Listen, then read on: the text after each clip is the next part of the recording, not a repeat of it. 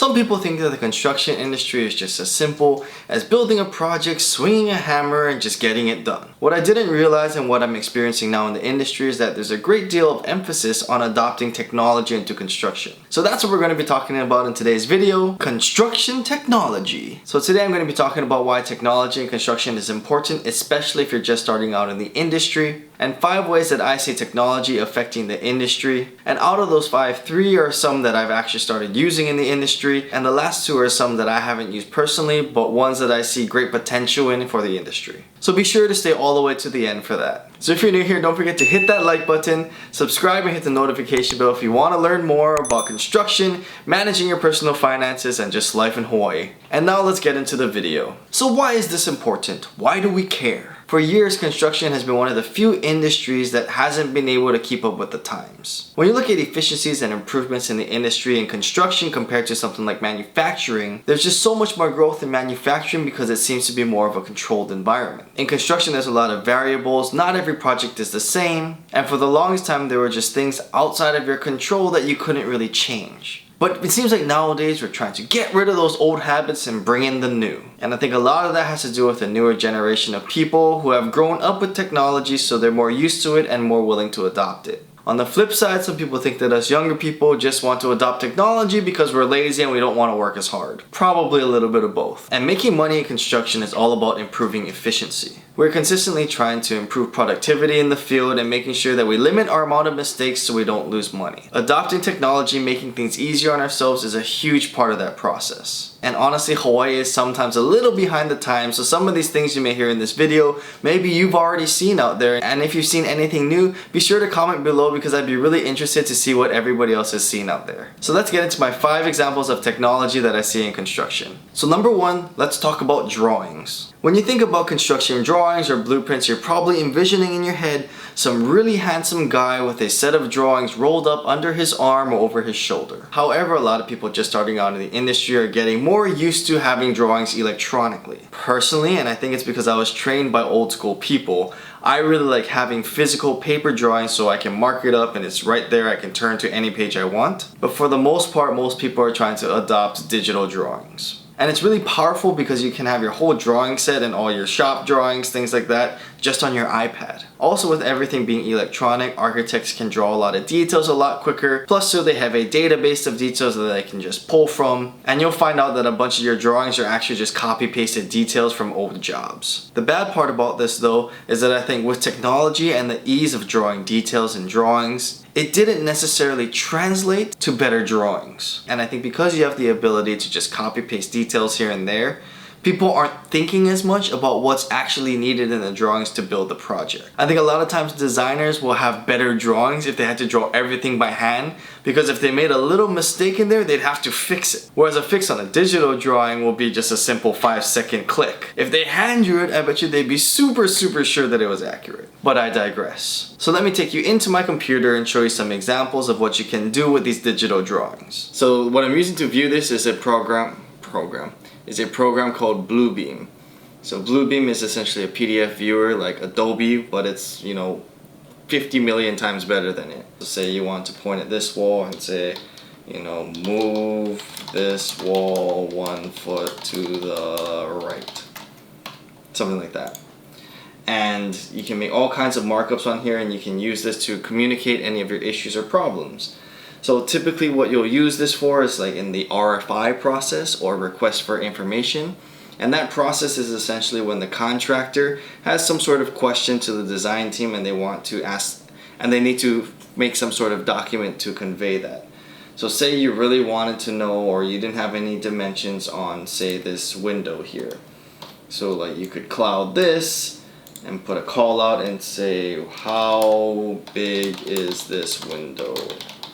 Obviously a little bit of an oversimplification, but that's kind of the gist of using these markups. Another great thing that you can do with Bluebeam is you can scale. So nowadays the drawings have been a little bit better because you're able, or I guess the drawings are properly scaled so that if you use Bluebeam, if you use the Bluebeam software, you're going to be fairly accurate with your number. However, you have to be very careful with this and don't make any high risk decisions off of scaling. You should always be given the dimensions from the designer, and you don't want to take on that added risk just because you're using some program software. But anyhow, so you can go into tools and do something so you can calibrate it. So you take that dimension, so it says 1'6", so you input 1'6" in here for your measurement, press OK. And then what I always do is I always double check it to see how, to make sure that I actually scaled it properly or that I snapped to the correct line. Oh, what am I doing? So I'll go back and I'll measure the length here, and see, we're off. So this is a great example of why you always want to check when you're trying to do this kind of scaling. So this to me means that this drawing is not scaled properly. So if I were going to make any high risk decisions off of this, I shouldn't do it. But for the most part, I would say that these drawings are going to be pretty good. You won't really run into like a drastic thing like this. This is just some random drawing that I found, but typically you can get a little bit more accurate with it. Okay, so say that we had this dimension correct and everything scaled properly and things like that. You can use a tool like the area tool and say that you want to figure out how much flooring you need to order for the unit. So you can go like this and say, you know, this is all the same flooring. Obviously I would do it a little bit more accurately if this was my profession. But right here, so you have 286 square feet. So you can make some pretty decent decisions off of this kind of thing. What I used to use it a lot for was when I wanted to estimate concrete.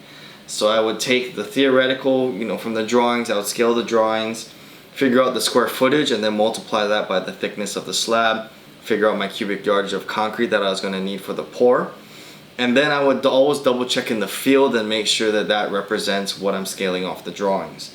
What that does is you can order your concrete, you can have a good understanding, you know, within at least 10 cubic yards of what your concrete order is going to be, and things like that. So number 2, construction modeling and coordination. So similar to the electronic drawings that you get from the architect, you can use programs like Revit that can allow you to model things in 3 dimensions. You'll have a structural model, you'll have an architectural model, you'll have a mechanical model, plumbing model, and you can combine all of these models together and make sure that you're fully coordinated. By doing this, you can save a lot of headache in the field by figuring out who's gonna go first when you're installing. And a lot of flaws in the design can be flushed out during this process while you're building the models, and that helps keep you more efficient instead of waiting for answers in the field when you're asking the question then. So let's go back into the computer and I'll show you what I'm talking about now. So welcome to the model.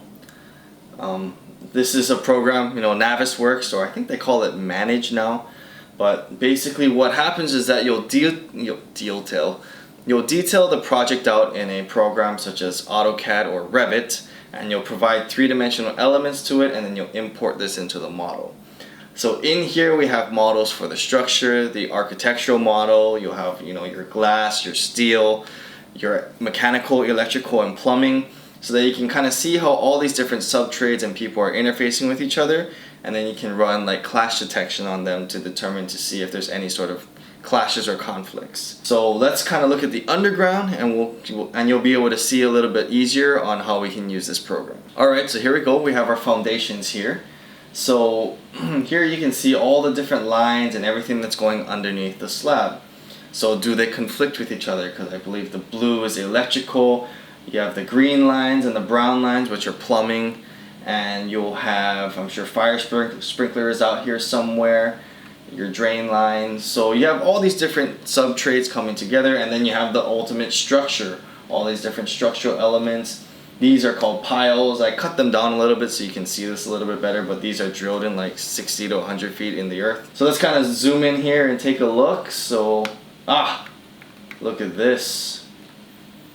So here you can see how these conduit are going through this pile cap. Pile cap is essentially it caps the piles, and it creates the foundation where you can set all of your columns for your building. So penetrating this with conduit is usually not a great idea. But you can kind of take a look at this and say, okay, where can I reroute this conduit? Where can I go around here? You know, what are my limiting factors? And then the electrician can adjust his model, and then they can plan to it in the field. So here we have a lot of crosses here. Let's see how we're looking here. So yes, when you go down in 3 dimensions, So you can see how it looks like we're not clashing with each other. All right. Really cool. I'm sure this could have been a much bigger problem earlier. But another thing that you can... Whoa, what's happening? What's happening? What is happening? Okay, there we go. Another thing that really helps as well is when you sequence your work, you always want, for at least for underground utilities, you want to know who goes first. So whoever goes first is going to be the deepest line. So you can see how the conduit is above the drain line and the waste lines. So you know that these guys need to go in first before this guy, and that just helps you sequence your work. And you can see all of this in the model. So the way I view the model is that you're building it before you're actually going to be out there in the field. And that is key in construction. So where you lose the most money in construction is when you're out there thinking because you have a problem.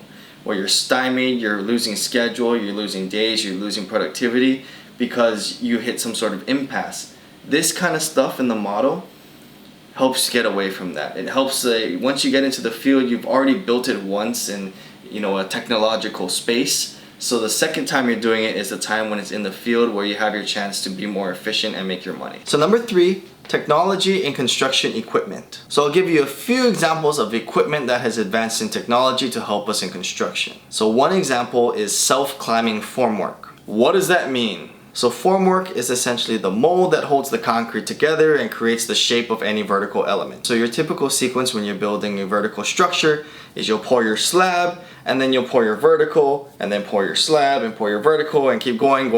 So what will happen if you have like your core walls for the building, you'll have your slab, you'll put your forms on, and then you have to use the crane to lift the forms to the next level, and so on and so forth. When you have self-climbing formwork, you don't need to use the crane to jump the forms to the next level. So what does that mean? Usually on a typical floor, you won't only have your core walls, but you have a bunch of little columns all around the building. When you have a self-climbing formwork in the core, you can use the crane instead of focusing on the core to do all the other columns around the area. That means you can be faster and you can do more work in a certain amount of time. And it really helps, and that's why you can see some of these towers go up so fast, because they'll pour the slab and they'll have enough time to pour the vertical elements on the same day. And then similar to Tesla, we are also going down the route of autonomous equipment and vehicles, and even remote controlled equipment, essentially equipment that is not actually manned by an operator. So this can become very important, especially if you're sending the equipment into a pretty dangerous area. And you'll save on labor for the operator and possibly any operator error because the machine is supposed to be taking care of the work. So as you can see, all those examples make construction life easier. Things are more efficient, things are safer, and that's the direction that we want construction to move into. So now number 4, one that I haven't seen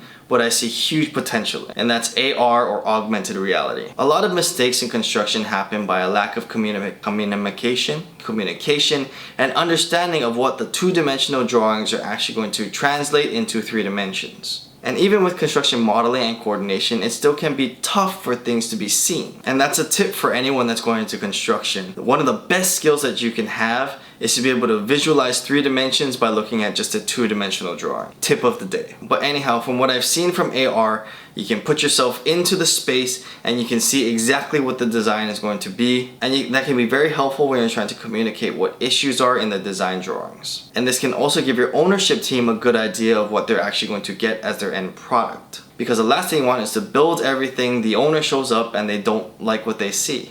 I really think AR is going to become such a huge communication tool, and some owners may even rely on it in order to help make decisions. Again, in construction, the more issues you can flush out at the beginning, the better it'll be for you before everything gets built. And number 5, and this is actually controversial even within like my own thoughts, but I really think robots are going to make a huge impact on this industry. So why do I think it's controversial? Because if you see and watch any of my other videos, I place a huge emphasis on learning from the guys in the field. And pushing robots is essentially like taking away their jobs. But the reality of construction is that you're trying to be more efficient and you're trying to cut costs. So if you can find ways for robots to be implemented into the construction industry, you'll cut down on labor costs because you're basically just investing in the cost of the robot. And you'll probably cut down your cost of rework because you take out the human error factor. And you can probably cut some costs on safety because robots Well, I don't know, someone will say robots have feelings out there, but you can put robots in situations where a lot of humans may not feel comfortable or should be put into. I think we're actually decades away from actually implementing this into the industry, but once you see how things get built, there really are some inefficiencies in the field. The thought of robots really makes sense. But I do think that there is a human element that is still inherent in construction in order for you to make sound decisions. And I don't think this is an industry that you can fully automate. But we definitely have room to improve in efficiency. Well, those are my thoughts on construction technology.